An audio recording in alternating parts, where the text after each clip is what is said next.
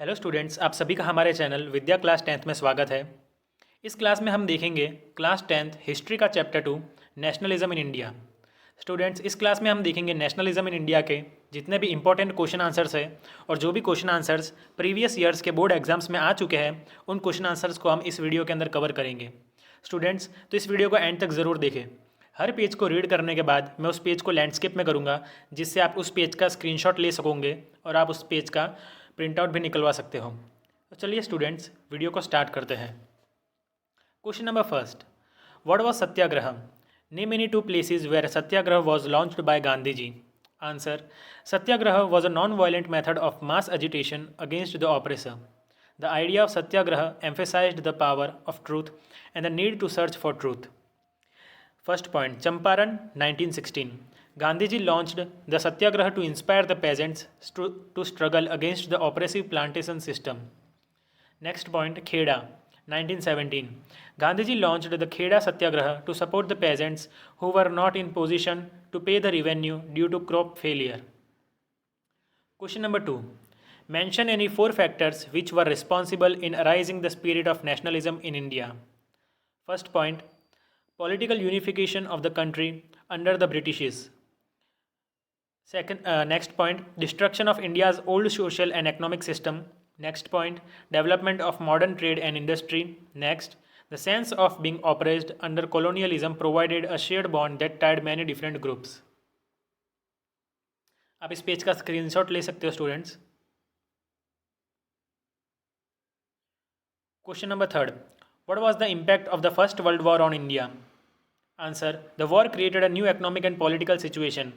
First point, it led to a huge increase in defense expenditure which was financed by war loans, and increasing taxes, custom duties were raised and income tax introduced. Next point, through the war years, prices increased, doubling between 1913 and 1918, leading to extreme hardships for the common people. Together with crop failure also occurred. Next, villagers were called upon to supply soldiers, and the forced recruitment in rural areas caused widespread anger. Next, according to the census of 1921, 12 to 13 million people perished as a result of famines and epidemic. Question number 4. What was Rowlatt Act? How did the Indians show their disapproval towards this act? Answer, Rowlatt Act was an oppressive act introduced by the British government in 1919. It gave the government enormous power to repress political activities and allowed detention of political prisoners without trial for 2 years. Indian disapproval. First point, Mahatma Gandhi reacted sharply and decided to launch a non-violent civil disobedience against such unjust law. You can take the screenshot, students. Rallies were organized in various cities. Workers went on strike in railways. Workshops and shops closed down. Next point, peaceful protest meetings were organized at Jallianwala Bagh, Amritsar. Question number 5. Write a short note on Jallianwala Bagh massacre. Answer, a public meeting was announced on 13th April 1919 at Jallianwala Bagh at Amritsar to protest against the Rowlatt Act. The people were allowed to assemble there. After they gathered there in thousands, General Dyer marched there with armored cars and troops. Without giving any warning to the people to disperse, he ordered firing on the unarmed and the peaceful people. The casualties among the Indians were very heavy. Dyer's purpose in doing so was to produce a moral effect, to create in the minds of satyagrahis a feeling of terror and awe. This massacre of innocent people in thousands converted Mahatma Gandhi into a non-cooperation movement. Question number 6. Who launched the Khilafat movement? Why was the movement launched? Answer, Khilafat movement was a united struggle launched by Muhammad Ali and Shaukat Ali with cooperation of Mahatma Gandhi. Take the screenshot. The First World War entered with the defeat of Ottoman Turkey. There were rumors that a harsh peace treaty was going to be imposed on the Ottoman Emperor, the spiritual head of Islamic world.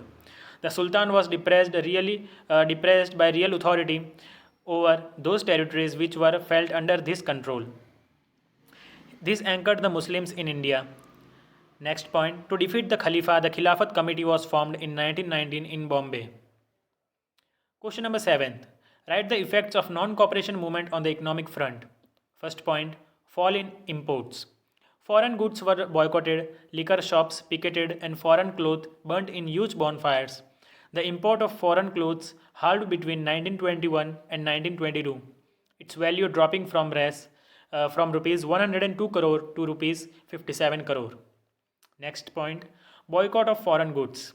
In many places, merchants and traders refused to trade in foreign goods or finance foreign trade.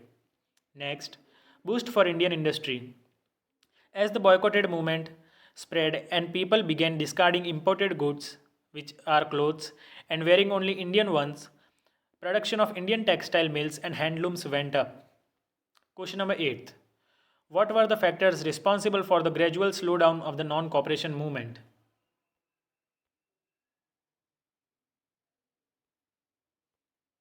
Answer.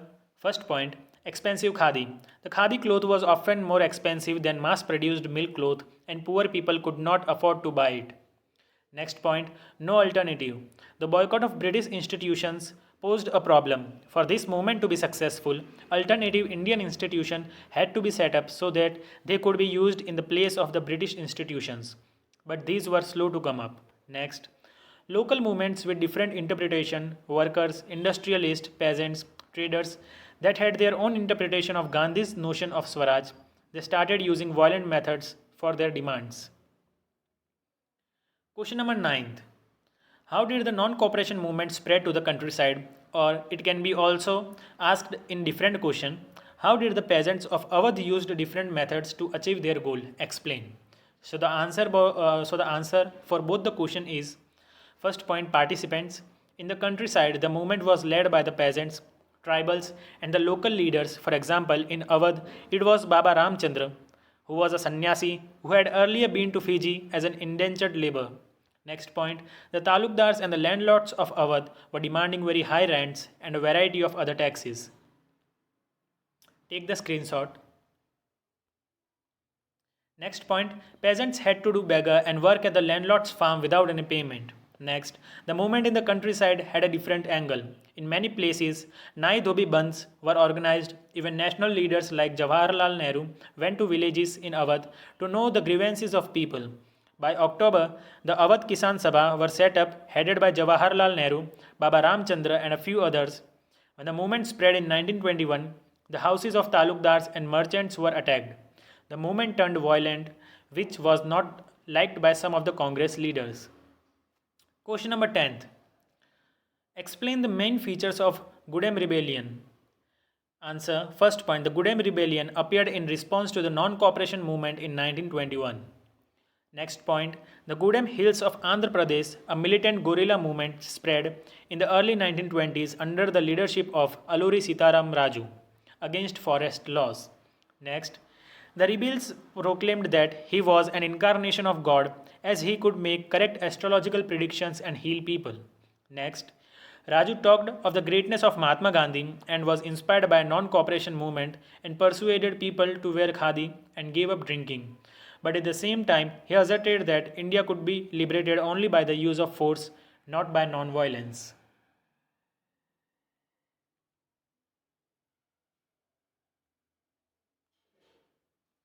Next point, the Gudem rebels attacked police stations, attempted to kill British officials, and carried on guerrilla warfare for achieving Swaraj.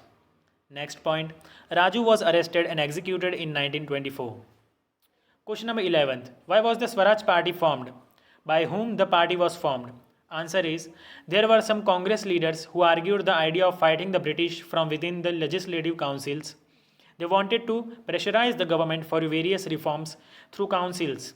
They also wanted to demonstrate that these councils were not truly democratic, keeping in mind these objectives. C.R. Das and Motilal Nehru formed the Swaraj Party in 1922. Question number 12. Why was the Simon Commission constituted? Why was the commission rejected by the Indian government? Answer is, the Indian members of the Central Legislative Assembly exposed the drawbacks in the Government of India Act of 1919. As a result of it, the Simon Commission was appointed in 1927. To suggest any further constitutional reforms, the commission consisted of 7 members and its chairman was Sir John Simon. However, Indians boycotted the commission because, first point, there were no Indian members in the commission. Next point, the terms of the commission's appointment.